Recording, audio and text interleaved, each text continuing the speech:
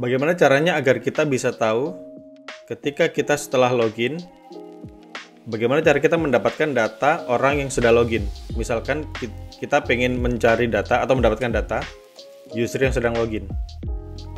Siapa yang sedang login saat ini? Nah, nanti di request si Express kita bisa memasukkan ke dalam konteksnya data user yang sedang login. Jadi nanti kita bisa mengakses seperti ini, console.log request.user untuk mendapatkan user yang sedang login. Begitu. Tapi sebelum kita masuk ke sini, kita harus belajar dulu bagaimana cara kita menggunakan atau menyimpan data orang yang sedang login ke dalam database. Tentunya kita tidak akan menggunakan database Mongo-nya ya untuk menyimpan data yang sedang login. Jadi kita akan menyimpan datanya ke dalam in-memory database dan kita akan menggunakan Redis untuk ini. Alasannya kenapa harus kita pakai Redis? Saya gambarkan sebentar. Jadi di sini ada misalkan client ya atau front end. Terus kemudian di sini ada backend. Dan juga di sini ada database misalkan Mongo ya, di sini ada Mongo atau database. Nah, ketika si klien atau meminta data ke front end meminta data ke backend, itu backend akan mendapatkan data dari database. Dia akan mengambil data dari database. Kemudian setelah dapat, si database akan mengembalikan ke backend dan juga backend akan mengembalikan ke front end berupa data yang sudah didapatkan dari database. Sederhananya seperti itu. Nah, sekarang kasusnya adalah ketika kita login, data kita itu kan ambil dari database, data yang sudah atau data kita yang sudah terregistrasi. Nah, dalam hal session itu kita sebenarnya bisa aja untuk menyimpan ini ke dalam database sessionnya. Jadi nanti ketika si front end atau klien ini meminta data siapa yang sedang login saat ini, itu kita akan mengambil data untuk mengambil data profile kita ke dalam database. Nah, itu kalau misalkan ditembak berkali-kali, ini bisa jadi latensinya jadi drop dan juga itu bukan tempat yang cocok ya untuk menyimpan session. Nah, maka dari itu kita bisa menggunakan Redis atau in-memory database di sini. Jadi alih-alih kita menyimpan datanya ke database begini, untuk sessionnya, kita sessionnya simpan ke dalam Redis. Ya, di sini. Ini Redis. Jadi Redis ini jalannya di memori ya, memori RAM. Kalau database ini dia adanya di hard disk. Jadi itulah kenapa ketika backend mengakses ini, itu jatuhnya jadi lebih lama mendapatkan datanya dibandingkan dengan yang ada di memori, karena memori itu paling dekat dengan backend ya. Jadi dia ketika mengakses ke sini dia bakal melewati memori. Nah, ketika kita simpan di memori itu jauh jadi lebih cepat untuk mendapatkan datanya seperti itu. Jadi nanti data sessionnya kita akan simpan ke dalam Redis ya. Kalau pengen belajar tentang Redis lebih jauh bisa langsung ke dokumentasinya di sini ya. Tapi kita akan bahas sedikit mungkin biar lebih simple. Oke, jadi di sini kita akan pakai Redis untuk menyimpan sessionnya. Jangan lupa teman-teman juga install Redisnya di sini, di aplikasinya ya. Tinggal ketik yarn add Redis begini. Nah, ini sudah selesai terinstall Redisnya. Kemudian teman-teman bisa masuk ke env-nya dulu. Kita setting env. Kita kasih di sini misalkan Redis URL ya. Itu ada di http localhost. Kemudian tadi portnya adalah 6379. Terus di sini ada Redis expires in ya. Itu kita pakai 10.080 yang artinya ini adalah 1 minggu. Ini 10.080 menit ya. Sama dengan 1 minggu. Oke, ini kita simpan. Setelah itu kita masuk ke dalam konfigurasi. Jadi semua konfigurasi atau env itu akan kita simpan ke dalam file ini, config default. Ya. Di sini kita tambahkan redis URL. Itu adalah process.env.redis URL string. Kemudian di bawah sini kita tambahkan redis expires in. Itu kita pakai proses di env, kita copy aja ya, copy begini. Ini cek dulu jika ada convert menjadi number. Kalau tidak ada, kita pakai gini ya. Ini value dari sini. Jadi kalau misalkan kita lupa untuk ngeset env di sini, ini akan pakai 10.080. Oke, jadi konfigurasi ini sudah selesai. Sekarang kita coba masuk ke dalam controllernya. Oke, jadi di sini ini jangan lupa untuk payloadnya ini kita pakai JWT payload ya. Kita bikin file koneksinya dulu. Kita pakai connect redis.ts ya. Jadi kita bikin file untuk mengkoneksikan datanya dulu ke Redis. Caranya adalah import, kemudian create client from Redis. Terus import, kita ambil konfigurasinya from config default. Setelah itu kita bikin cons Redis client-nya sama dengan create client. Kemudian di dalam sini adalah URL-nya apa? Kita bisa pakai config.redis URL seperti ini. Terus di sini kita bikin connect redis-nya. Yang tadi di atas ini optionnya ya. Connect redis ini asynchronous. Terus ini kita pakai try catch kalau ada error. Kalau ada error, tampilkan errornya. That message. Kemudian kita exit prosesnya. Oke, setelah itu kita await redis client.connect. Gini ya. Jadi kita connect-kan. Terus tampilkan pesannya. Misalkan redis client connected. Oke, ini ya. Atau gini aja, error. Terus setelah itu jangan lupa jalankan functionnya connect redis. Terus kita listen kalau misalkan ada redisnya ada error. On error tampilkan console log. Nah, begini. Setelah itu terakhir kita export ya, export default redis client. Nah, sekarang file koneksi ke redisnya sudah selesai. Sekarang kita coba pakai di out controller. Di sini kita masukkan import connect redis atau redis client from utils connect redis ini ya. Setelah itu di sini di bawah sini kita tambahkan redis client.set ya. Jadi ketika kita dapat payloadnya ini, ketika kita mendapatkan usernya, data user dari sini, payload ini nanti akan kita simpan ke dalam Redis. Jadi nanti ketika kita ambil data usernya, siapa yang sedang login, kita bisa ambil langsung dari Redis-nya, atau yang mana nanti ketika kita ambil dari Redis itu akan dimasukkan ke dalam konteksnya si Express melalui request.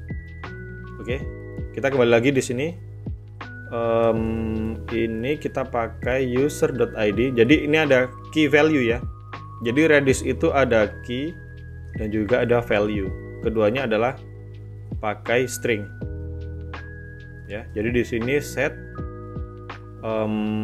kuncinya adalah ID. Terus kemudian value-nya adalah kita pakai data ini, kita convert ke string atau user deh. Ini kita pakai user. Oke, jadi kuncinya adalah user ID, isinya adalah data user. Terus di sini kita kasih option X, ya X itu adalah expired. Expirednya adalah config.redis expires in dikali 60 untuk mendapatkan data minggu. Tadi kan 10.080 itu kan menit ya dari sini. Ini menit, kalau dikalikan 60 nanti bakal jadi 1 minggu.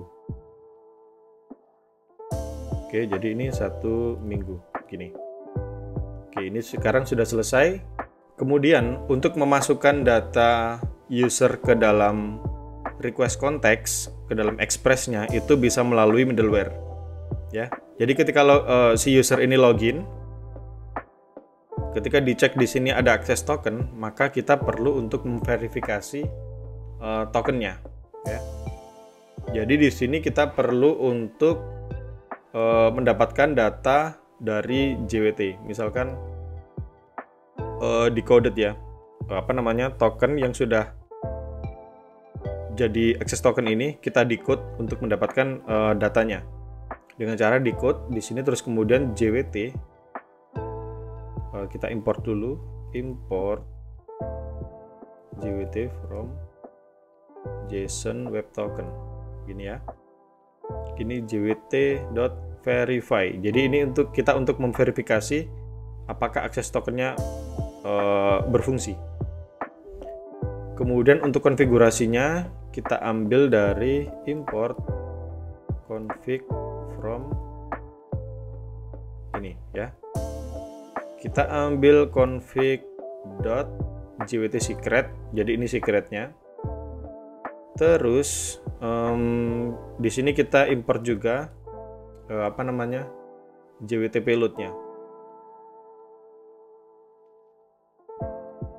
Ini type dari payloadnya. Ini ada di types, kemudian JWT payload. Oke. Ini data ini kita set type-nya menjadi JWT payload. Ya, ini nggak perlu. Oke. Setelah itu kita coba ambil sessionnya, second session, karena tadi kan ketika kita sudah login, ya, ketika kita sudah login, kita ngeset sessionnya ke dalam Redis. Kemudian ketika kita melewati middleware ini, kita akan mengecek apakah sessionnya ada. Kita pakai await, maka di sini kita perlu ubah menjadi async. Terus di sini kita perlu import Redis client from utils connect Redis. Di sini Redis client .get ya. Tadi kan set. Ini untuk ngeset, sekarang kita ngeget untuk mendapatkan data session dengan cara decoded. Ini kita ambil decode-nya ini .id. Nah, ini sudah ada ya, ID. Terus kalau kita lihat di sini, ini ada error. Object ID is not assignable to parameter key. Nah, key-nya ini sebenarnya dia adalah string. Tapi di sini adalah kita ngambilnya object ID, karena ketika kita simpan datanya ini di MongoDB, dia akan jadi object ID nih. Nah, maka di sini kita perlu konversi menjadi string seperti ini. Oke. Terus kemudian kita cek, jika tidak ada session, maka return res.status 401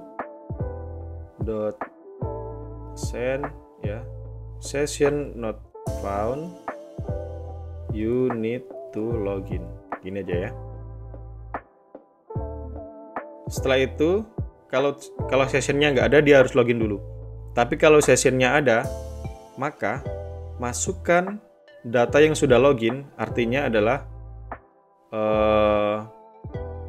ini ya, ini data yang sudah login ke dalam konteksnya si request express dengan cara user sama dengan decoded seperti ini.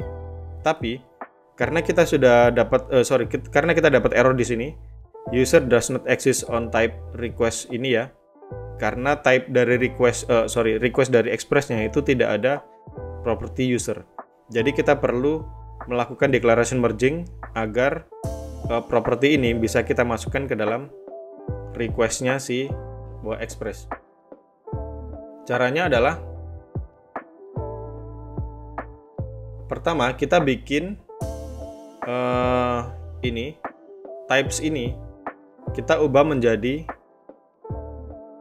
add types ya. Jadi kalau teman-teman lihat di dalam Node modules, semua type itu akan ditaruh di add types.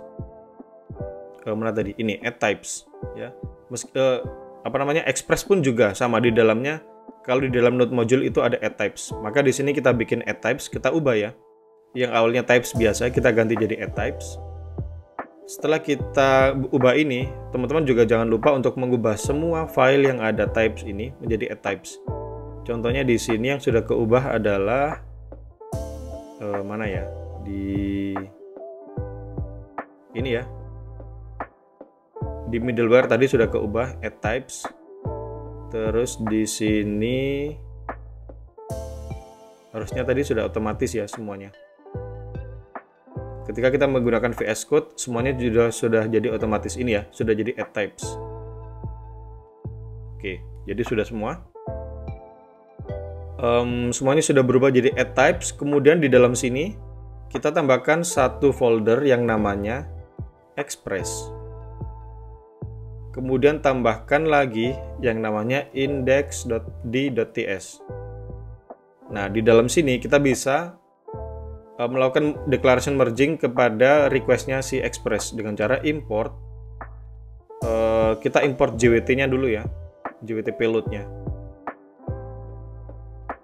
Ini. Setelah itu kita bisa declare module dari express serve static core. Jadi ini adalah modul dari express. Terus kemudian interface request. Di sini kita pakai user, kita pakai tanda tanya ya, karena ini bukan hal yang wajib, opsional. Terus di sini kita isi dari JWT payload. Sudah. Kalau kita sudah bikin types seperti ini, di sini harusnya, nah sudah nggak ada error ya. Jadi sekarang user ini, property ini sudah ada di dalam requestnya si express atau konteksnya si express. Oke, sekarang kita coba cek apakah user yang sudah login sudah bisa kita ambil di sini console.log request.user. Gini ya. Oke, selesai. Sekarang kita coba akses Postman-nya. Kita coba login dulu, kemudian kita lihat di Redis apakah sudah ada.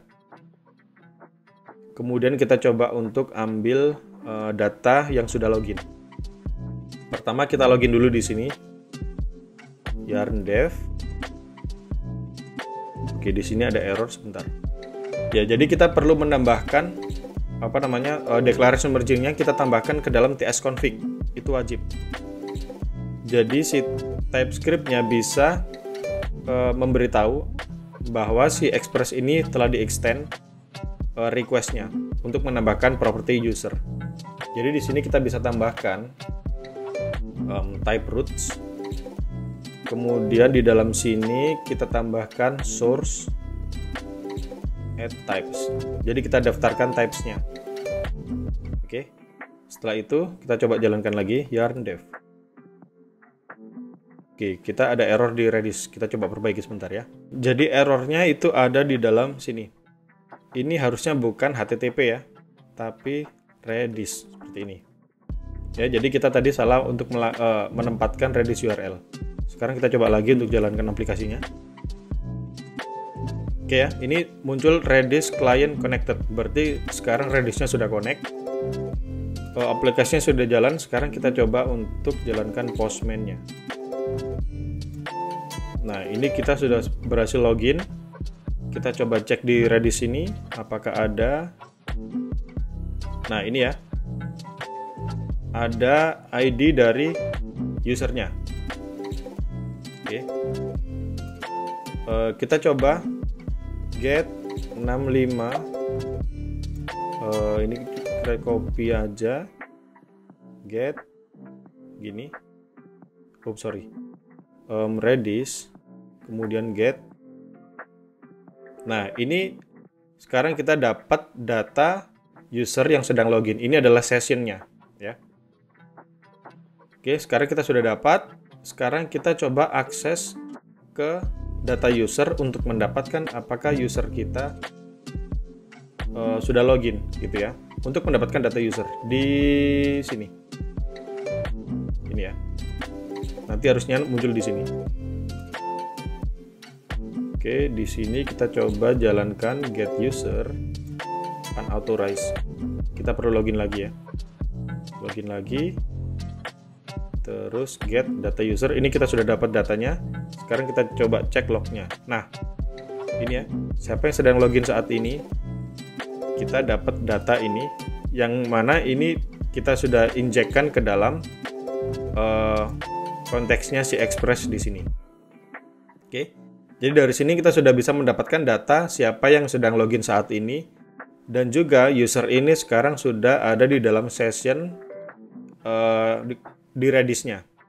Jadi dengan begitu ketika kita mendapatkan data atau ketika kita pengen mendapatkan data user yang sudah login, itu kita bisa mendapatkan datanya dari session, bukan dari database Mongo-nya. Seperti itu ya. Itu dulu untuk video kali ini, semoga bisa bermanfaat dan teman-teman bisa paham dengan konsep session ini. Kita bertemu di video berikutnya. Thank you.